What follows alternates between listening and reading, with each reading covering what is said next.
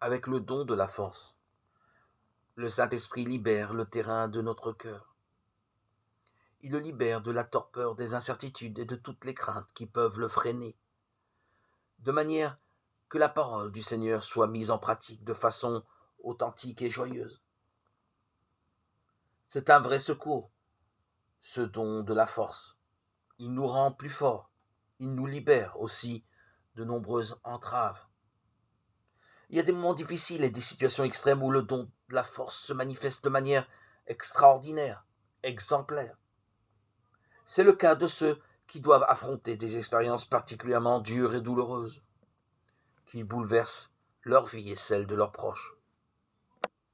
Des témoignages resplendissent de très nombreux frères et sœurs qui n'ont pas hésité à donner leur vie pour rester fidèles au Seigneur et à son évangile. Aujourd'hui aussi, dans bien des parties du monde, il ne manque pas de chrétiens qui continuent de célébrer leur foi et d'en témoigner, mais lorsqu'ils savent que cela peut coûter un prix plus élevé. Mais pensons à ces hommes et ces femmes qui mènent une vie difficile, luttent pour faire vivre leur famille, éduquer leurs enfants. Ils font cela parce que l'esprit de force les aide. Et ça coûte, il est vrai, un prix très élevé.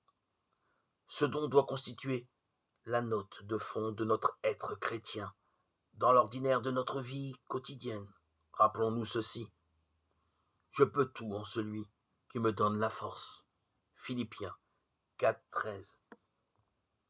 Viens, Esprit Saint, envoie du haut du ciel un rayon de ta lumière dans nos cœurs pour nous éclairer, nous conduire vers le royaume